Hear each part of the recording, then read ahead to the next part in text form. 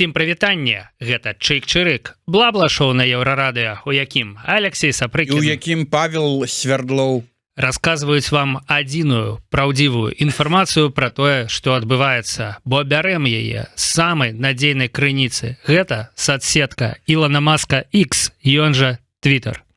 Карацей, чытаем вам. Было казаць пра, конечно, Ілона Масковіча. Плюс 100-500 праглядаў. Ну, ладно, прагляды залежаць ад вас. Ставьте, калі ласка, лайки гэтаму відэа. Глядзіце яго, пакуль у вас з вачэй і з вушэй не пацячэ кроў. Ну, не, ладно, ну не будзе такого.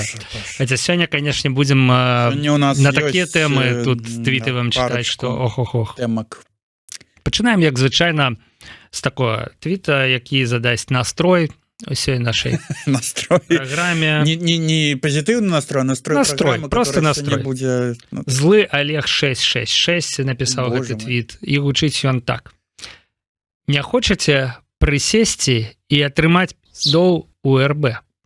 Так. Галасуйце за Луку, уступайце ў БРСМ, хадзіце на суботнікі, аддавайце дзяцей у школы міліцыі, не займайцеся бізнесам і, ў прынцыпе, не чытайце навінаў. И говорите по-русски. Тут адмыслова. И говорите по-русски.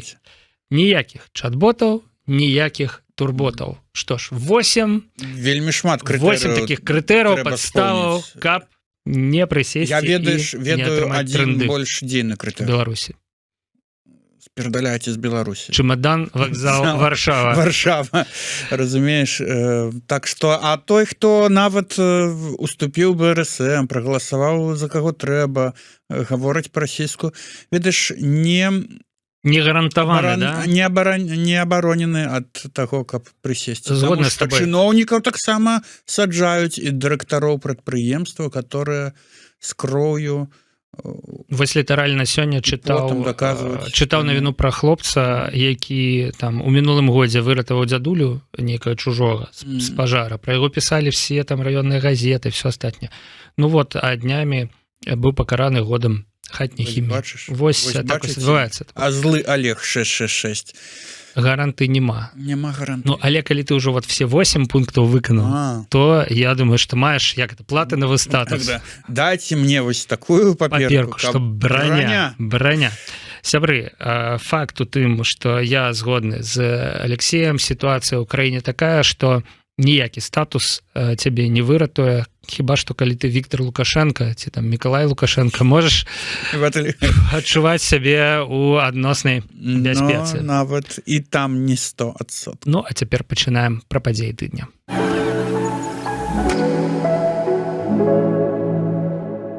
Ну і галоўная падзея тыдня — это такі бабах! Як бы, да, гэта ну, і ў прамым і пераносным сэнсе. Узлом беларускага гаюна. Вось Сіні Вінстон напісаў твіт з 2 слоў, які называецца «Беларускі гамон». І навіна пра тое, што тэлеграм-канал «Беларускі гаюн» узламаны, Губазік атрымаў доступ да чата, у які людзі дасылалі там інфармацыю пра перамяшчэнне расійскіх войскаў, там нейкі выбух і, карацей, пра ўсё, што заўважылі, фотаздымкі і гэтак далей. Цяпер крытычныя ўразлівасці выпраўленыя адначасова, Матолька там напісаў, што гэта была яго памылка. Так як бы взяў адказнасць на сябе, як сапраўдны тэрарыст. Што робяць тэрарысты? Тэрарысты бяруць на сябе адказнасць. Вось, але... Атрымліваецца праўда? Не, ну так праўда, праўда-то праўда. І што характэрна, там будзе у нас твіт пра тое, а вось якія высновы зробленыя там з узлома чорнай кнігі Беларусі, з там рассылак Азарова, там Жываглот, да. Вось Матолька зарабіў відавочныя высновы і не стаў хаваць галаву ў песок. Стаў здаваць назад. Да, просто адразу сказаў, як бы, ну, да, адбылася лажа. Сябры, прабачце. Як рэагуе на гэта твітер? Міхась Ільін піша, што навіны з Беларусі бываюць 2 тыпаў. Першае — гэта пец, а другое — гэта... Але з капіталізацыі вялікімі літарамі. Відаеш, там ты кажаш, як рэагуе Твиттер. Калі б мы ўзялі усе твіты, якія былі напісаныя паводле гэтай тэмы і адрасаваны асабіста Антону Матольку, ну, па-першае, у нас бы не хапіла эфіру, па-другое, весь эфір бы быў складаўся з пі-пі-пі-пі-пі, таму што звычайна ў камунікацыі з Антонам Матолькам наадварот там яго не кляў, як бы ты яму нешта пішаш, а ён пасылае табе на 3 літары і блакуе. Цяпер ён атрымаў 100-кратнае алаверды, калі не 1000-кратнае. Што адказалі Міхасю Іліну? Інгвар 1793 адказвае: скрынь гэты твіт, гэта яшчэ не свет.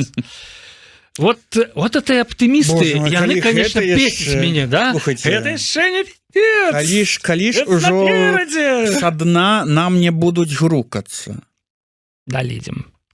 Жахлівы кошт памылкі з бяспекай гаюна. Эмацыйна можна параўнаць яго з чарнобыльскай катастрофай. Людзей у тым самым рэгіёне накрыла найбольш, але Антон паводзіць сябе годна, не спрабуе засунуць галаву ў песок. Піша нам трэці дотык і працягвае свае... Таму што ён быў на форуме «Беларусы годныя лепшага»? Можа быць. Антон паводзіць сябе варта, ты хацеў сказаць, да? Тут уже некая блытаніна з гэтымі словамі. Ладно, давай не будзем адрывацца. Ну, у гэтым выпадку правільна годна. Да. Вельмі страшна за тысячи смелых людзей у Беларусі цяпер. На жаль, у такіх жахлівых чалавечых памылак у пратаколах бяспекі надта шмат, але большасць памылак не сталі публічнымі нават пасля таго, як людзі адсядзелі па некалькі год, выйшлі і выехалі. Ну, то бок, гэта пара твітаў рэспекта у бок Антона Матолькі. То бок, большасць памылак непрызнаныя нават праз пару гадоў пасля таго, як людзі адсядзелі і выехалі. Турбуе, а што это за непублічныя памылкі і чаго мы яшчэ не ведаем? Я думаю, што гэта якраз пра тое, што мы пералічылі, таму што ніхто там ці хавалі, ці дагэтуль все лічаць, што за все нормально. Што здарылася? Вот, ну. Дрэн і Дрэд піша, прыгадвае твіт Антона Матолькі ад 25 кастрычніка 2024 года, то бок гэта 3,5 месяцы таму. Антон Матолька пісаў: вы ўжо спрабаваць узламаць інсту, не атрымаецца, змірыцеся. То бок ягоную інсту ламалі, а вось з тэлеграмам пракаціла. І ён пасля таго, як ламалі інсту, вось зараз можна там заднім умом падумаць, не прыняў захады бяспекі. Слухай, ну, можа прыняў, але недастатковая. А можа і не прыняў. Не, ну калі там была інфармацыя, што... Інста, это інста, тэлеграм, это тэлеграм. Той, хто меў гэтыя доступы, знаходзіўся ў Беларусі, гэта... Меў калісьці. Не, я згодны з тобой. Там... У 2 словах, давай распавядзем, у чым быў факап. Губазік затрымаў на мінулым тыдні 2 чалавек. Адна з іх дзяўчына, ну, як яны пішуць, і мне здаецца, я чытаў гэта і ў незалежных медыях, калісьці была адмінкай вось гэта беларускага гаюна ў 2023 годзе. У 2022 і на пачатку 23. Не памяняла тэлеграм? Ну, я не ведаю, што яна там памяняла, што яна не памяняла, але знайшлася спасылка, вось некая спасылка, відаць, па якой яна далучалася калісьці, да, ў 22 годзе да гэтага бота. Гэтая спасылка не была дэактываваная, была рабочая. Губазік в один клік взламал. То бок ім пашанцавала.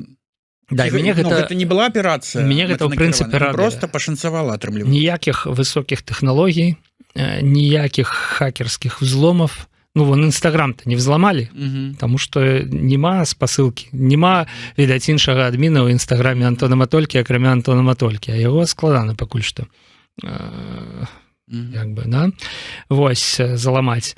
А толькі вот чыста бяруць людзей, вытрасваюць з іх тэлефонаў нейкую інфармацыю, але ўсё роўна, канешне, агідна тое, што, ну, нейкія элементарныя меры бяспекі. І другі факап. Это тое, што не была ўключана аўтавыдаленне. Гісторыя, вся гісторыя за там нейкі час вялікі, яна засталася, карацей. Вось, і... То бок, мы не можам казаць, што Антон Матолька Антона не ўзламалі. Павёўся на фішынгавую спасылку прагаласаваць за нейкую дзяўчынку ў конкурсе ці паглядзець ён на фото. Банкаўскі спецыяліст тэлефануе і кажа, што на імя Антона ўзялі крэдыт. Не, такого не было. Вось. Хоць гэта радуе. Але ўсё роўна факап маштабны. Але ёсць людзі, якія пішуць, што праблема яшчэ большая. Напрыклад, Андрусь Белавешкін. Мне, прабач, я Андрусь Белавешкін, я хацеў вось хаця б адзін твіт ягоны сюды ўзяць, бо паглядзі, які ў яго цяпер. Класна прыдумаў, слухай, класна прыдумаў нікнейм. Белавешкін Андрусь. І атрымліваецца Беларусь. Ну, тут хіба за крэатыў 100 са 100, а піша нам, што сам Тэлеграм гэта галоўная памылка. То бок нельга давяраць нейкія вось такія стратэгічныя камунікацыі Тэлеграм. Збэшным гэбаўскім. І ён не адзін такі. Максім піша: я ўвогуле не разумею, чаму ўсе карыстаюцца Тэлеграмам. Ад яго даўно трэба было адмовіцца на карысць бяспечных замежных аналагаў. Я на свае вочы бачыў, як сілавічкі нічога не могуць зрабіць з сігналам, а Тэлеграм для іх адчыненая кніга. Сябры, падрабязней, калі ласка. Я ўпэўнены, што сам Максім карыстаецца Тэлеграмам, і яго знаёмыя... Андрусь? Нет, это Максім. І яго знаёмыя... Можа, і Андрусь карыстаецца Тэлеграмам. Я просто ўжо пра Максіма, да?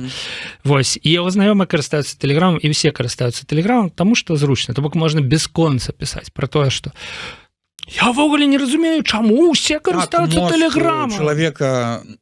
Ну, а ўсе працягваюць карыстацца Тэлеграмам. Па шляху найменшае супраціву ідзе. Але з чаго, власна, што ты заўважыў, з чаго мы пачалі, што не Тэлеграм быў зламаны. Быў узламаны чалавек. Нейкі жывы чалавек, які трапіў у рукі сілавікоў. Калі табе там іголкі пад ногці ці, не ведаю, прасам у твар, ты там, неважна, Тэлеграм, сігнал, там яшчэ нейкі месенджер, я думаю, што без розніцы. Андрэй Стрыжак вось як рэагуе: калі сённяшні ўзлом чат-бота беларускага ГН датычны вашай бяспекі, звяртайцеся па кансультацыю эвакуацыі на гарачую лінію Байсол. Бачу я, што 50 чалавек за суткі звярнуліся. Там пісалі цікава, што калі вы, значыць, баіцеся за сваё жыццё, таму што ўдзельнічалі і дасылалі інфармацыю ў адзін чат-бот, дашліць інфармацыю ў другі чат-бот. Ну, Байсол, наколькі я разумею, пакуль яшчэ не скампраметаваны. Ну, да? пакуль. Вось. А можа быць, мы... Але, можа быць, я пра што-небудзь уже забыўся, да, ведаеш?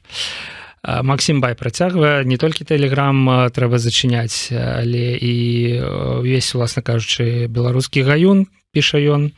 А матолькі трэба сыходзіць з актывізму. Я не ведаю, хто з ім будзе пасля такога супрацоўнічаць. Адзін негатыў. Пра гэта мы яшчэ пагаворым, дарэчы, хто з ім будзе супрацоўнічаць, хто з ім не будзе супрацоўнічаць. Але, ну, будуць. Я ўпэўнены, што... Мне здаецца, ну, вось сыдзе матолька з актывізму, да? Ну што, каму лепш ад гэтага будзе? І каму горш? Людзі не робяць памылак. Бачыце, Азараў памыліўся. Пачынаеш яго апраўдваць. Я не пачынаю апраўдваць, просто, ведаеш, я таксама задумаўся над тым, што, окей, мы, значыць, выкрэсліваем, вось, чалавек адзін раз памыліўся, яго адразу выкрэсліваюць, то бок няма права на памылку. Ясна, што справа вельмі інтымная і тонкая, так. Шмат лёсаў залежыць. Шмат жыцця ад гэтага. Але як быць, я не вельмі разумею. Здаецца, і праўда, нельга яго рэабілітаваць і даць яму шанец, а з іншага боку і нельга і не даць. Ой, слухай, я памятаю такую гісторыю яшчэ са сваіх студэнцкіх... Як і любым там Азаровым і гадоў, калі нам всякія розныя сур'ёзныя дзядзі і цёці залівалі вушы всякую пургу пад выглядам сур'ёзных нейкіх тэхнік, пра тое, што там адзін нейкі біржавы трейдер нафакапіў, там каманда згубіла там 100 мільёнаў долараў, да? Ну, на наступны дзень прыходзіць да свайго начальніка, чакае, што яго звольняць. Яму кажуць, ну, як бы нормально, типа, працягвайце працаваць, калі ласка. Ён кажа, а што так, типа, вы, это, ну, нічого са мной не зробіце? Ён кажа, што мы з табой зробім? Мы уклалі ў тваю адукацыю 100 мільёнаў долараў учора. Так што давай як бы адпрацоўвай. Ён будзе яшчэ больш лаяльным і это. Ну, ведаеш, тут жа... Не, ён ужо ведае, як не зрабіць тую памылку, якую ён зрабіў, на якой згубіла кампанія грошы. Вось, тут, конечно, не зусім такі выпадак, і ўвогуле вся эта гісторыя, гэта інфа-цыганскі булшыт, ну, але ёсць над чым падумаць. Глядзі, кот Шлезінгера. Праблема яшчэ ў тым, што цяпер губа збярэ любога змагара і кажа, гэта дзякуючы Матольку. Беларусы кажуць: Матолька, каб ты ў пекле гарэў. І вот так вот паколя, да, згодны. Win-win сітуацыя для Губазіка. Так. Згодны, ёсць неверагодны праект, але ёсць шмат карысці ад ягоных праектаў, бо мы ведаем, што не толькі дрэннае было звязана нават з Гітлерам. Гэта цытата з Лукашэнкі. Так, Вось, і з Антонам таксама звязана не толькі дрэннае. То бок, тут я паспрачаюся. Цяпер бы праз 5 гадоў пасля выбараў, праз 4,5, да, але ўжо пасля наступных выбараў, верыць Губазіку, калі ён кажа: а мы затрымалі вот нейкага праз там то, праз гэта. Ну, верыць ім увогуле ніколі не выпадае. Губазік, ён жа і дама толькі, і пасля, і там І год замест. таму мог сказаць: вот затрымалі этого, а это адмін там ці дасылаў у чат-бот беларускі гаюн. Ну, праверыць немагчыма. Немагчыма. Верыць як бы нафіга, да? Так што тут, мне здаецца, няма ніякай праблемы. Не забывайце прапісных існасцяў. Людзі, якія хочуць 1-3-1-2. хочуць адпусціць Антона Матольку, яны будуць падхопліваць кожны пук Губазіка пра гэтую тэму і пісаць: Антон, вот і яшчэ аднаго ты за краты схаваў, нармальнага, шчырага, смелага беларуса. Да? Людзі, якія не давяраюць Губазіку, відавочна так рабіць не будуць. Яшчэ шырэй ставіць пытанне вясковы хадун. Нечакана. Хадун вясковы, гэта, конечно, культавы персанаж нашага дзяцінства. Ну-ка, якім чынам? У чым ввогуле ён піша сэнс беларускага гаюна? Літаральна. У чым сэнс лічыць расійскія самалёты і перасоўванне бронетэхнікі, калі гэта ЗША і так бачаць усё са спадарожнікаў і беспілотнікаў і дзеляцца з Украінай. Беларусь не тэатр баявых дзеянняў увогуле. Ну, цікава, это, да? Можа быць, ЗША з Украінай дзеліцца, а з карыстальнікамі Твіттера, Тэлеграма не дзеліцца. А ім таксама цікава ведаць. Ага, то бок праца на масавую аўдыторыю. Ну, конечно. Трэба ж ведаць, як там перамяшчаюцца. Не дачытаў. Карысць несувымерная з рызыкай і стратамі. Гэтыя людзі з прэміумам бесяць. У іх доўгія твіты не ўмяшчаюцца на адзін экран.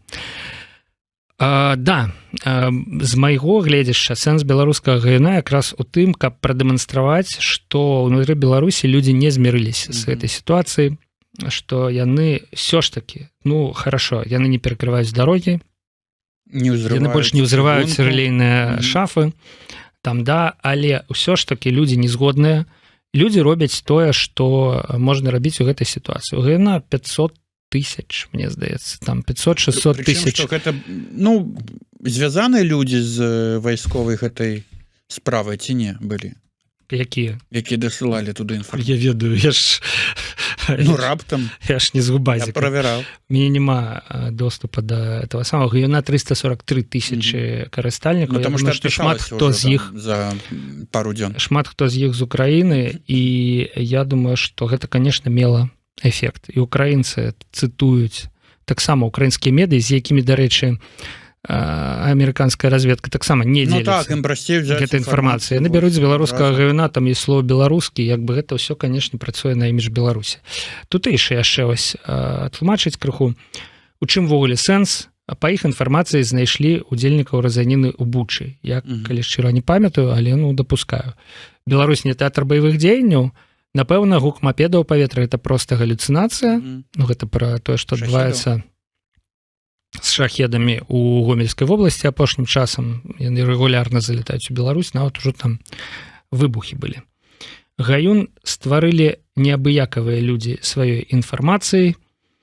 Вы б яшчэ назвалі любы беларускі пратэст бессэнсоўным, бо няма станоўчага выніка. Ёсць такія людзі, дарэчы, якія называюць бессэнсоўным там усе высілкі дэмакратычных сілаў за апошнія 4 гады. Ну, а што? Лукашенко ж сядзіць дагэтуль у палацы незалежнасці, а не там, дзе... А не там, дзе мусіць, так? Цікава, ці ён уступіў у БРСМ, каб яго не пасадзілі. Ладно. Скончым... Нават у Беларусь не уступіў. Да, ён адчоліў. Па ўзросту. Скончым крыху актуалачкай, пазітывам, каб, я не ведаю, разрадзіць абстаноўку. Джипсенкоў свежы здымак з Грэмі, Кані Уэст і яго жонка на Б'янка Нері. Міноры, мне здаецца, неяк такое прозвішча. Ну і як звычайна яна, ну, я вот ужо, ведаеш, раней пісалі напаў аголеная там, сваім да? звычайным... Але тут як бы цяпер ужо гэта выйшла на нейкі новы ўзровень, як гэта бывае з Кані Уэстам, да, у дамашнім. Ну і вось Кані Уэст у акулярах, апрануты весь гэта сістэма бяспекі саброўскіх чатаў з тупарылымі карцінкамі, а Б'янка гэта сістэма бяспекі апазіцыйных структур. Спадзяюся, што ўсё ж такі гэта жарт.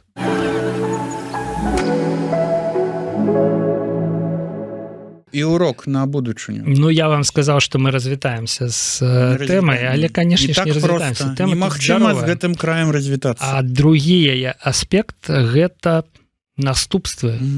Ну, вось, што трэба зрабіць з Антонам Матолькам, там, з беларускім гаюном пасля гэтага факапа? Антон сам ходзіць па твітары і піша, ну, расстраляеце мяне. Ён гатовы да любога прысуду. Што цяпер зрабіць? Ёсць две магчымыя кваліфікацыі. Піша нам, і тут ты чужы, і там ты чужы. Наўмысныя дзеянні ці злачынная халатнасць. Гэта або два крымінальныя склады як бы таго, што адбылося. Магчымыя. Але так ці інакш Матольку не чакаюць ніякія наступствы, бо, па-першае, амаль няма інстытута рэпутацыі, а па-другое, усе дасылалі даныя пад уласную адказнасць. Як бы там не было, ніхто ніякіх гарантаў бяспекі не даваў. Крыху забываем, да, што ўсё ж такі дасылалі людзі даныя. Ну, я...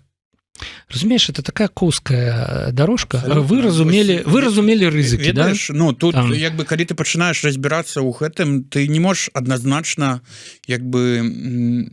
адказаць там калі вы ўклалі неправільна все свае грошы ў крыптавалюты. Вельмі шмат розных акалічнасцяў, якія ўплываюць на канчатковы адказ. І вы разумелі рызыкі, да? Разумееш, калі там кажуць пра халатнасць і наўмыснае дзеянне, вот, напрыклад, калі з чат-бота перамога людзям прыйшлі галасуйце за Азарова, гэта былі наўмысныя дзеянні. Ну, сапраўды, гэта наўмысна чалавек разаслаў усім паведамленне. Тут, хутчэй за ўсё, гэта халатнасць. Таму што не выдалі, не дэактывавалі спасылку.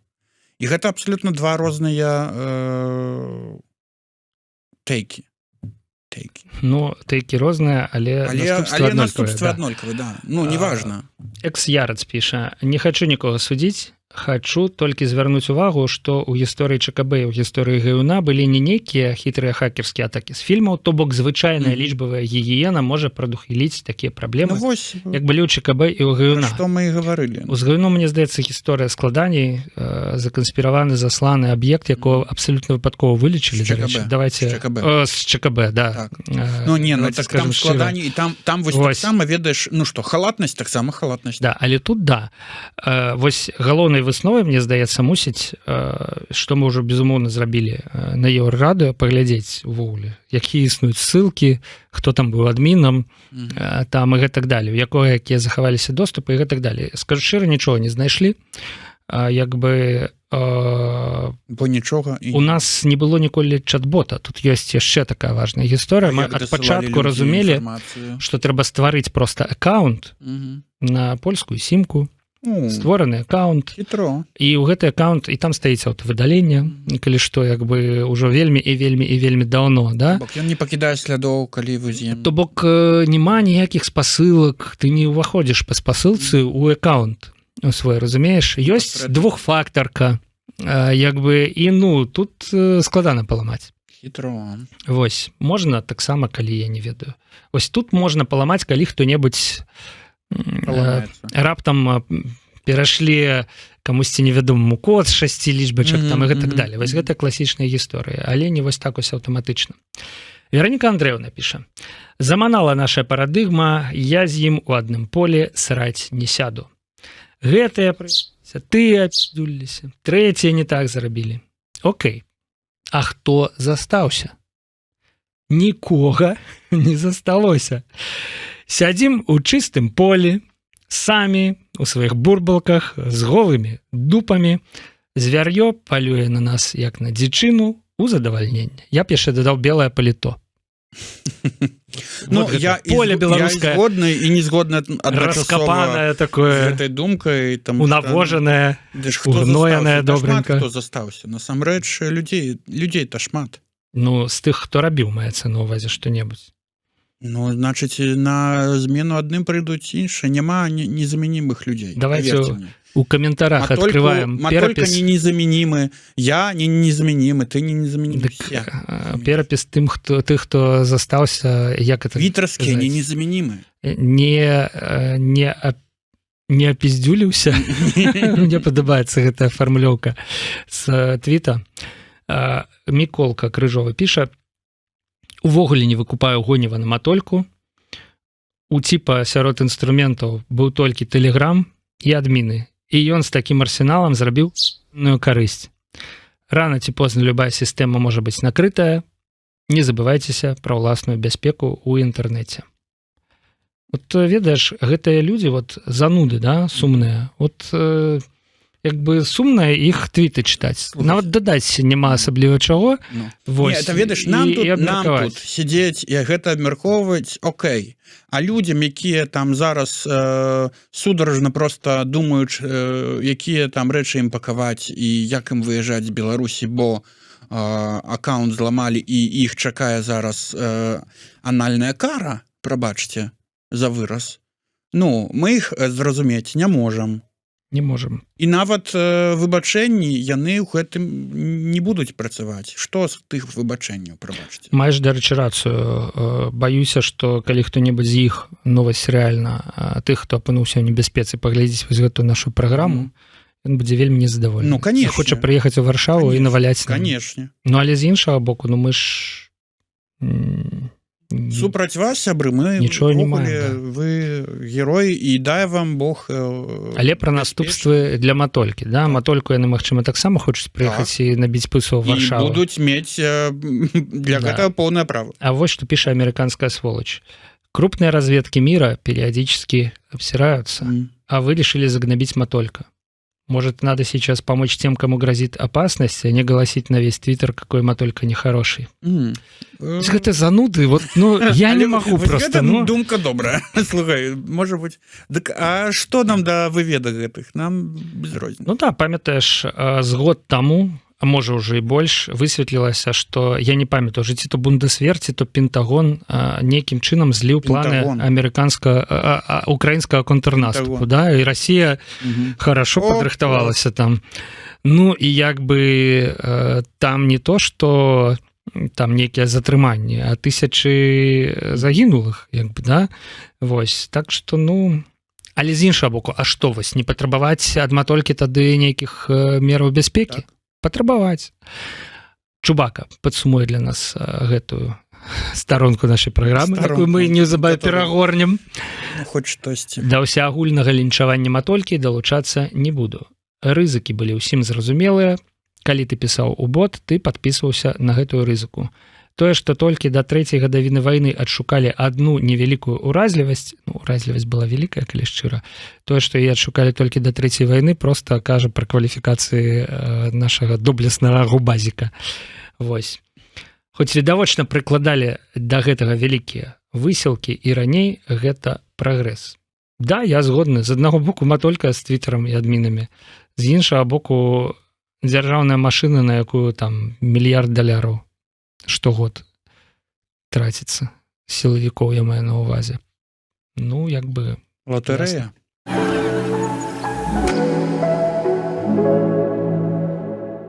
Яшчэ адна важная тэма, гэта каму цяпер давяраць. Каму давяраць? Вось ну, так і пытаецца хлопец у шортах. Усе абасраліся, літаральна ўсе, каму цяпер за пазіцыі можна давяраць.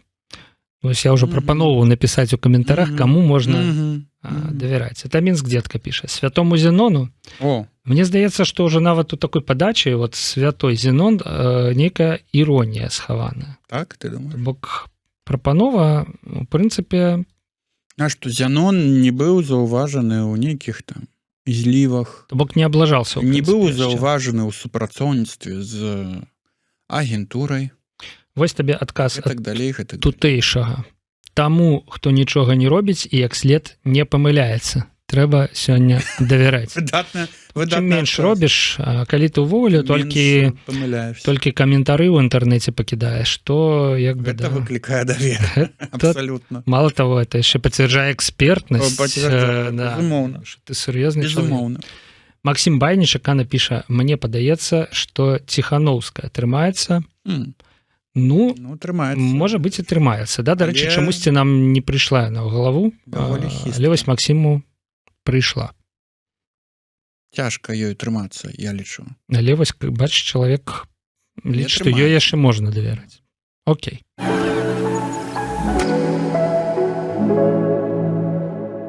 Вось гісторыя, якая крыху падрывае давер, уласна, да. Да Ціханаўскай? Ціханаўскай, да дэмакратычных структур. Это, конечно, гісторыя з пашпартам Новай Беларусі. Ну, вось менавіта. Што адбылося? Кампанія з складанай літоўскай назвай. Дарсы пасаўлес. Ты ведаеш, як гэта, да? Яна абвясціла, што як рэакцыя на заявы органаў унутраных спраў Літвы, яна перастае супрацоўнічаць з праектам беларускага пашпарта, выходзіць з яго. Это кампанія, якая друкавала кніжачкі. Гэтыя блакноцікі. У якія пасля ўжо кампанія Беларус Паспарт Цэнтр дадаваў налепкі, ці дадае, ці будзе дадаваць, я не ведаю, вось гэтыя даныя людзей, якія замовілі пашпарт, і ўжо выдаваць гэтыя пашпарты. То бок там... Гэта ж кампанія звязаная з нейкімі там гаманцамі. Лукашэнкі? Ну, была такая інфармацыя ад беларускага расследавальніцкага цэнтру, я калі шчыра так і не зразумеў там наўпростую сувязь, там сам алігарх крыху апальны і збег з Беларусі ўжо даволі даўно. А тут, ну, слухай, то бок кампанія, якая звязана з гаманцом Лукашэнкі, друкуе пашпарты Новай Беларусі. Дрэнна. Чытаем мы ва ўсіх соцсетках. Кампанія, звязана з гаманцом Лукашэнкі, перастала друкаваць пашпарты Беларусі. Дрэнна, чытаем мы ва ўсіх соцсетках. Так што ж вообще вам, беларусы, трэба? Нам трэба то, што не дрэнна. Я разумею, што трэба, каб нехта нармальны, надрукаваў нармальны пашпарт, па якім можна было б жыць, ездзіць у розныя краіны. Напрыклад, кампанія. І ўсё гэта рабіць. А пакуль што, я так разумею, прэтэнзіі літоўскіх сілавікоў былі на кшталт прэтэнзій да тых людзей, якія прадаюць участкі на месяцы. Ну, типа, ёсць кампаніі, якія друкуюць сертыфікаты, ты плаціш там грошы, табе кажуць, вот там на месяцы цяпер ёсць твой квадратны метр. Да. Нават 6 сотак. 6 сотак спакойна. Будуйся, не хачу. Але сэнс у тым, што няма прыватнай уласнасці на тэрыторыю месяца. Там не дзейнічаюць. Там увогуле уласнасці. І вось літоўскі МУС, ён і заўважае, што, типа, ребята, вы друкуеце нейкую штуку, называете ее пашпарт, а гэта вообще-то не пашпарт, разумееце? Правильно, калі б хтосьці прызнаў яго, ці была б магчымасць, не ведаю, рабіць гэта легальна, тады друкуйце. Да. А пакуль што ёсць прыкметы вось гэтага вось махлярства. Типа вы продаете нейкую хрень, граверство, называете ее пашпартом, ці можете называть ее сертыфікатом на землю на месяцы, але просто за ее нічого не стаіць. Вось такія прэтэнзіі, і літоўская кампанія, якая збіралася друкаваць гэта, дакладней то, што збіралася, яна надрукавала іх шмат. Франак Вячорка сказаў, што на год наперад хопіць. Да. Што, тапіць? Каб афармляць людзям вось гэтыя пашпарты. Ну, што я табе скажу? Былі людзі, якія уже давно не вераць, і яны пішуць, вось, віно ў Брно, напрыклад, піша. Не можа быць, што здарылася? Нейкая чарговая гісторыя з праектам «Пашпарт Новай Беларусі». Жаль, хороший был проект, піша нам Валера Хайтек. Дарэчы, даўно мы не цытавалі твіты гэтага карыстальніка. Можа быць, ну, я не ведаю, таксама нейкую я адчуваю іронію. Калі Валера Хайтек піша нам, жаль, хороший был проект. А можа быць, сапраўды шкадуе, я не ведаю. Трэба лепш пра людзей думаць. Лукалох піша, вось гэта я называю даць прасрацца. Там у твітары мне гэтага чалавека рэкамендавалі, каб у эфір паклікаць, да. Я думаю, можа пакуль што ўсё ж такі не. не Калі раптам у жывым эфіры дасць прасрацца, а калі раптам яшчэ і прасрацца наўпрост у жывым эфіры. У нас туалетны гумор пайшоў. Вось, ну і як это сказаць, вот занудныя вот эти вот наши любимые зануды з твиттера. Ці ёсць у заканадаўстве Літоўскай Рэспублікі хаця б адно ўказанне, чаму пашпарт Новай Беларусі можна лічыць падробленым альбо фальшывым дакументам. Так это не дакумент пакуль што. Да, то бок літоўскае міністэрства ўнутраных спраў папярэдзіла, гэтае адмовіліся, але ну направду ўсе разборкі яны... Бо калі хтосьці захоча яго прымяняць, мне здаецца, у якасці дакумента, то тады гэта можна будзе, як ведаш, як мяняць фальшывы. Тады яго можна будзе падрабляць. А тут уже відаш, наперэджанне яны ідуць, мы друкаваць нават не будзем. Да. Каб быў фальшывы дакумент, трэба, каб быў сапраўдны дакумент нейкі, а вось гэты вось фальшывы, да?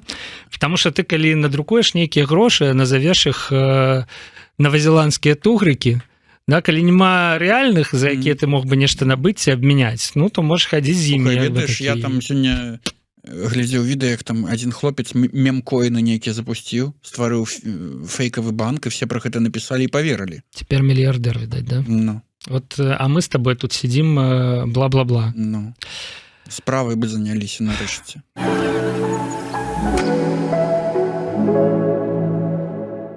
Давайте далей. Яшчэ одна важная тэма. Мы ўжо, мне здаецца, пачалі нават забывацца крыху, што амерыканскае фінансаванне замарожанае. Нешта яно там як замарожанае, так і замарожанае, але... А дзе браць грошы, это ж... Але добрыя рускія падкінулі матэрыял для абмеркавання. Яны там прапанавалі свае гранты. Некалькі камерцыйных структур, некалькі фондаў, створаных беларускімі мільярдерамі, хотел сказать. Кто это вообще такие? Створаных расійскімі апозіцыйнымі мільярдерамі прапануюць скампенсаваць рускамоўным медыям частку замороженных вось гэтых американских грошей. Ну что, теперь давай говорить вот так вот. Теперь мы, уважаемые друзья, мы переходим на русский язык. Наше вещание. Вынуждено вещание. Это слово вещь. Ладно. Крацей, Стрыжак сказал, не трэба браць грошы у хороших русских. Кнарович сказал, что трэба, бо чым больш ты забираешь у русских грошай, тым менш у іх застаецца грошай. Вось Стрыжак такі, калі мы бярэм грошы ў добрых русских, мы падсільваем іх пазіцыю пасярэднікаў, перадатчыкаў паміж рэсурсамі заходніх дэмакратый і намі. Я не згодны менавіта з гэтай тэзай. Але няма ніякай сувязі паміж заходнімі дэмакратыямі і прыватнымі расійскімі фондамі, якія там адкрылі скарбонкі і паабяцалі нейкія грошы. Нельга браць грошай у добрых русскіх, таму што там, каб іх взяць, трэба пра сябе столькі распавесці. Там, ну, калі вось пачытаць рэальна умовы, да, там трэба пра сябе распавесці, вот амаль усё. І вось гэтую інфармацыю вот не хочется давать ніякім русскім, ні хорошим, ні плохим, увогуле ніякім. А ты і так ужо все аддаў, всю свою інфармацыю ведае пра цябе. Я яшчэ не замаўляў пашпарт Новай Беларусі. Пачакай. І гэтае далей. Google. Мацвей Баранов піша. Там рускім. Чымсьці быць абавязаным расіянам вельмі дрэнна, усё жыццё будуць гэта ўзгадваць і выкарыстоўваць на сваю карысць. Ну, ось яшчэ адзін прыклад, адна думка. Калі мы ўжо пайшлі па гэтай сцежцы адвароту ад гэтай рускай прасторы, то трэба быць паслядоўным. Хороший русский Егор Летов наступил лишь одной ногой, а в говне уж по уши. Ну і яшчэ адзін тейк. Калі вы бярэце грошы ад Машэнскага, тады як? Я не ведаю, ці бярэ нехта наўпрост грошы ад Машэнскага, но але гэта яшчэ адзін. Ну, хтосьці бярэ? Ад беларускіх комерсаў мы грошы бярэм ці не бярэм? Яны, правда, што не прапануюць. Я думаю, што наўрад ці ён дае тым людзям, якія іх патрабуюць, ён дае іншым людзям, которые не сидели там. Не, ну, Машэнскага называюць таксама гаманцом Лукашенко. Ну, як бы спонсорам там яго кампаніі і гэтак далей. Вось гэтым людзям ён дакладна дае. То бок яго сфера інтарэсу па нашай сферы інтарэсу. Да, гэта як бы цікавая думка, цікавае пытанне, але заяў ніякіх публічных на гэты конт ад яго не было.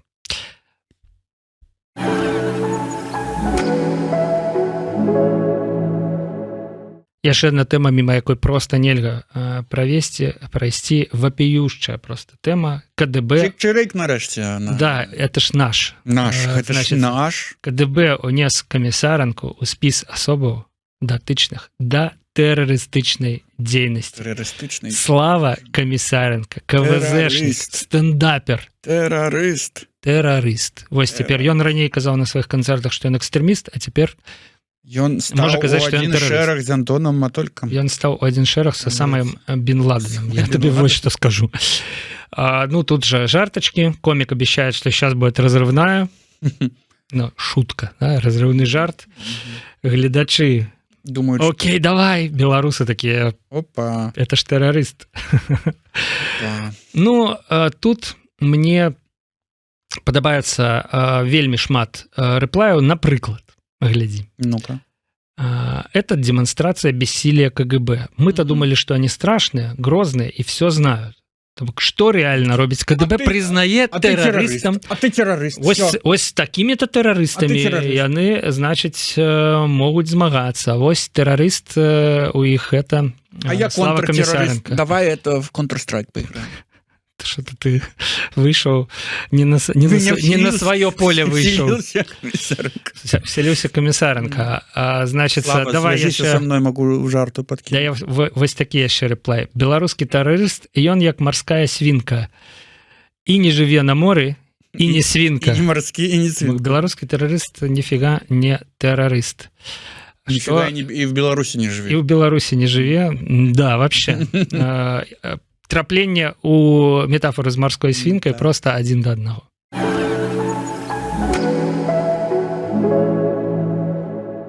Ну і найлепшы твіт сённяшняга тыдня. Ён звязаны, канешне ж, з самай гарачай тэмай. Напісаў яго АГ-бай. Палова твітера нечакана стала спецамі па IT-бяспецы. І нават прачыталі першы сказ з кніжцы па IT-бяспецы, што любую сістэму можна узламаць. Сябры, піша нам АГ-бай, там ёсць яшчэ другі сказ. Таму яе трэба абараняць. Абараняйце свае сістэмы, абараняйце сваю бяспеку, абараняйце сябе і онлайн, і офлайн. Жадаем вам, каб факапаў не было. Алексей Сапрыкін, Павел Свердлов, Бла-бла-шоу, чик-чирик, глядели вы только что. И хотим оборонять свою бяспеку. Лайк, реплай, пакуль.